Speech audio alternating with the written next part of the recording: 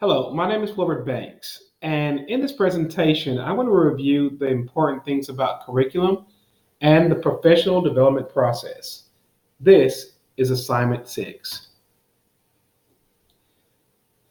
In this presentation, I'm going to have an overview of how curriculum is written in Spring Branch Independent School District and in Springwoods High School. And I want to talk about some need for changes that took place since within the last 10 years or so. I want to furthermore look at 5 important points that are needed when developing curriculum and modifying curriculum. The next thing I want to look at is the importance of effective curriculum writing that is data-driven and collaborative. And then finally, I'm going to conclude. In this presentation, I interviewed 2 individuals. The first person I interviewed was Charles Reed. Charles Reed is a team lead at Springwoods High School. He also is a district curriculum writer. He has been teaching for 15 years. He teaches Algebra 1. He has many accomplishments in which he was nominated for Teacher of the Year. He was also a private school dean of students of instruction. He also has increased algebra scores continuously for the last 4 years while at Springwoods High School. Furthermore, I interviewed Jennifer Collier, the head principal at Springwoods High School. She has 17 years of experience, and she had a lot of information to give as far as like how curriculum is done in the district. But then on top of that, the most important, how curriculum is handled on the campus at Springwoods High School. So the organization of curriculum, and we're going to look at this because this is important, and we're going to also talk about how this structure has changed over time. Obviously, you have to take curriculum from the district standpoint and what the district mission and expectations are to what is expected from the campuses and how should the campus mission align with the district. And then finally, what's most important is what happens in the classroom. And obviously, the classroom teaching and the classroom curriculum determines the statistics and the data that the campus collects, which also obviously directly influences the district data. Curriculum and a need for change. So in order to look at this, we must first kind of analyze some of the history of how curriculum has changed in Spring Branch since the year 2014. 2004. So in 2004, the district focused on mandatory benchmark assessments. Benchmark assessments were really big in the district at this point from all levels. Campus leaders developed curriculum. Although campuses were not required to teach same day-by-day lessons, it was expected that all campuses were on the same lesson each week. New teachers and teachers that did not want to be involved in curriculum were easily overlooked. They were not really part of this process, and unless they were kind of like indoctrinated via like who they knew or who they worked with, those teachers really did not have a lot of say in the curriculum and what was taught inside their classrooms, to be honest.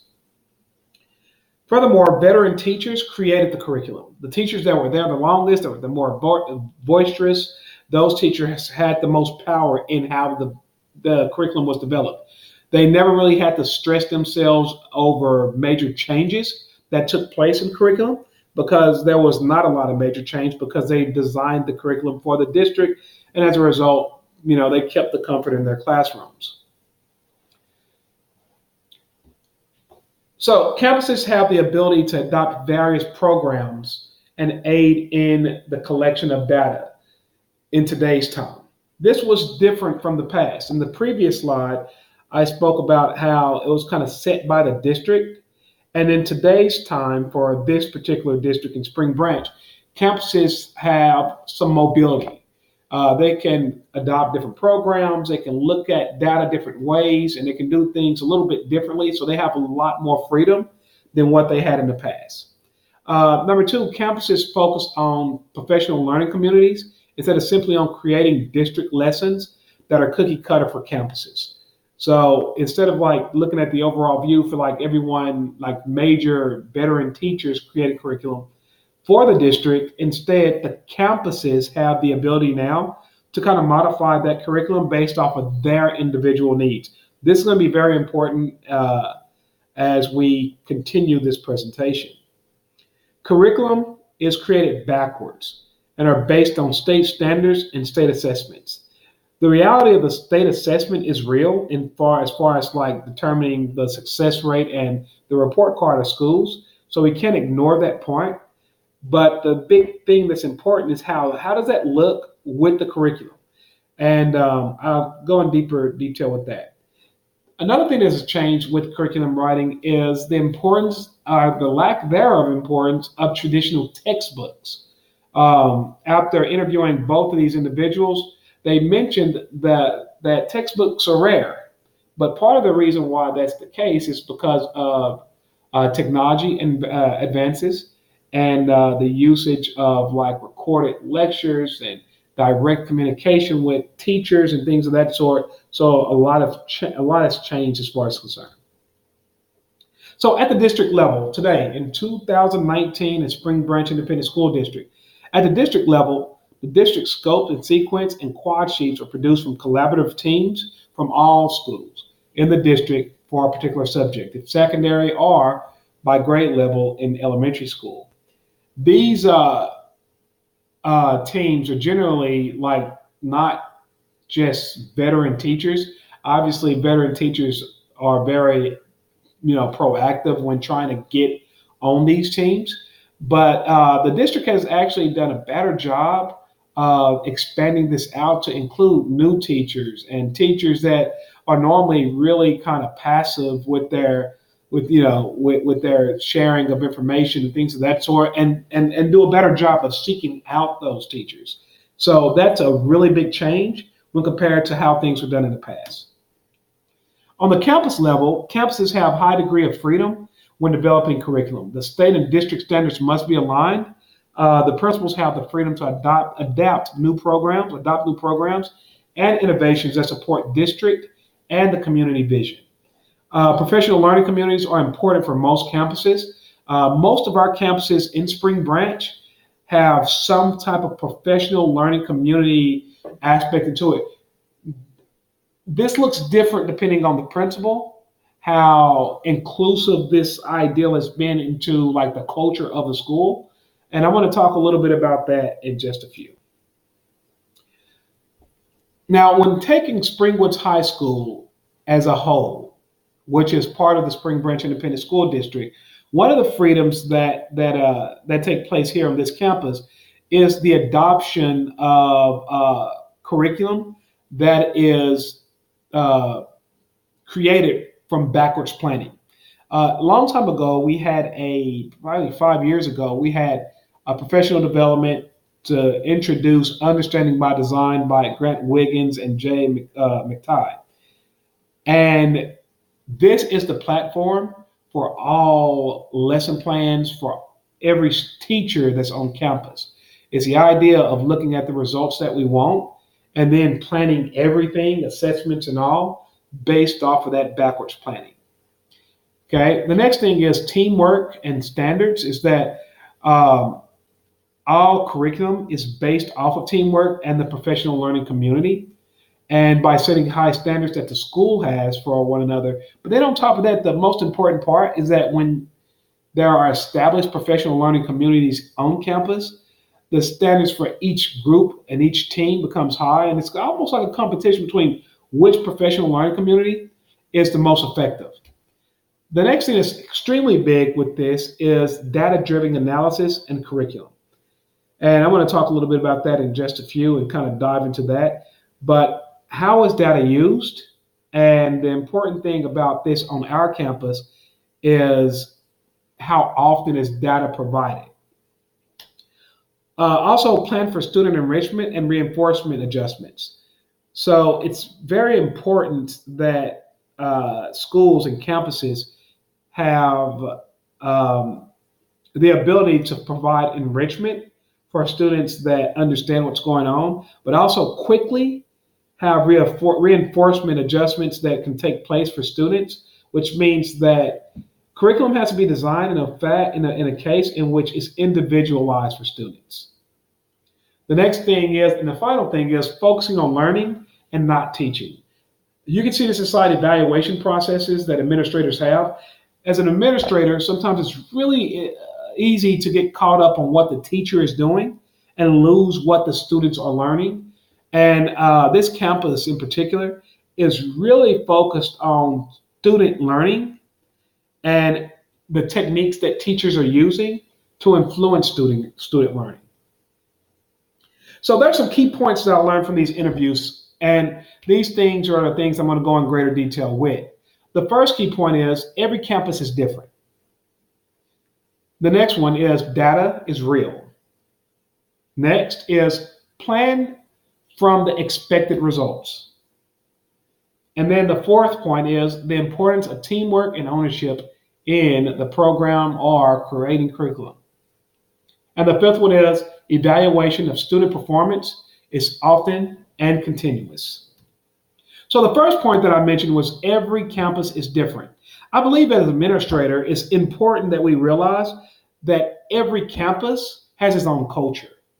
When principals lose that ideal, lose that aspect of the culture of each campus, that can lead to some very slippery slopes that can obviously affect student learning and how curriculum is written and the expectations for students.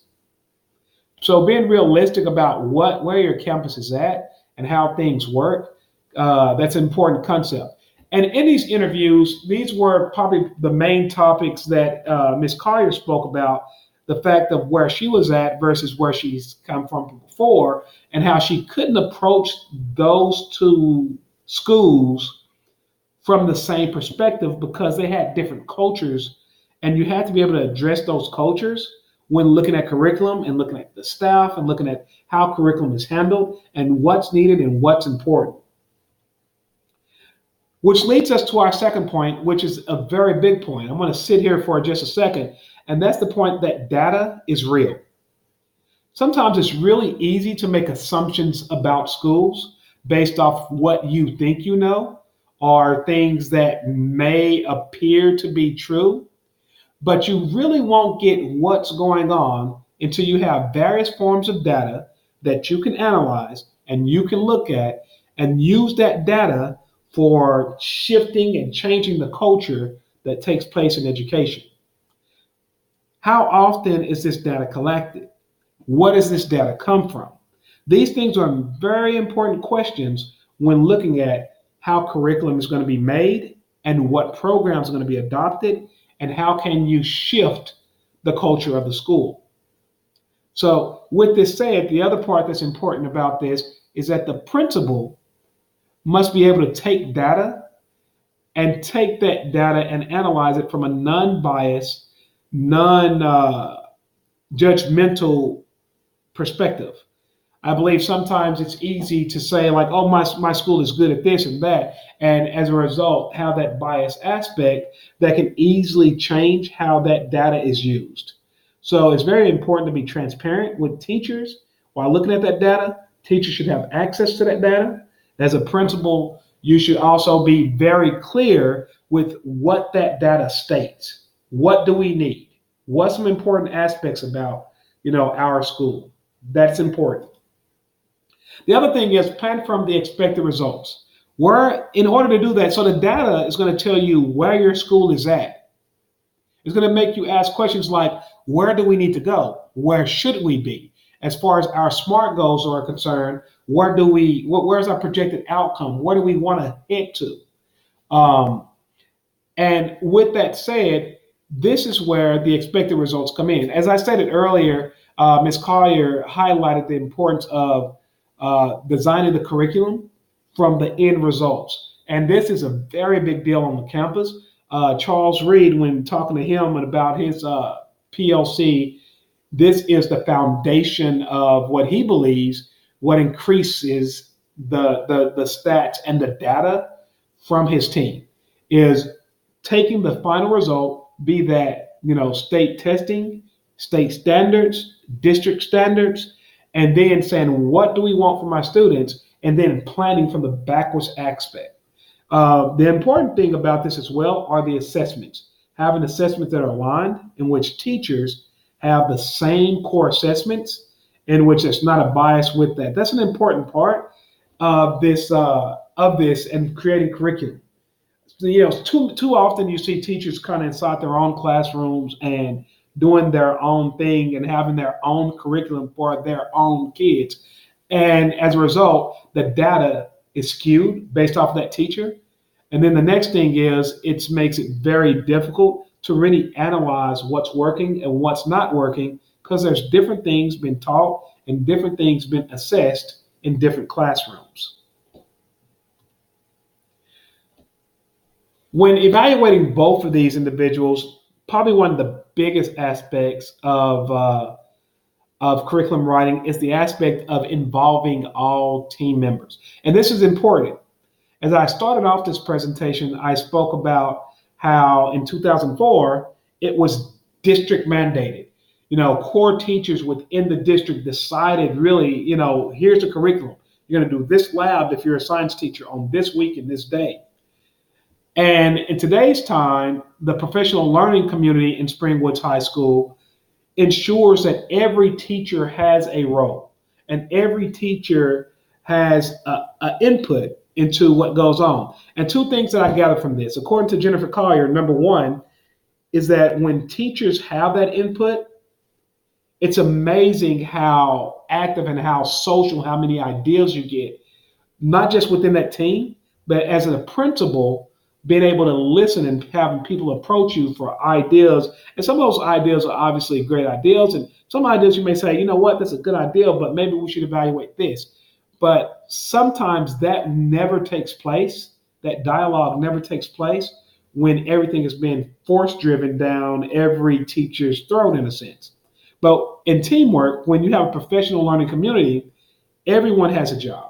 And all those jobs make it where several things happen. Number one, the best curriculum is created, which is the most important thing.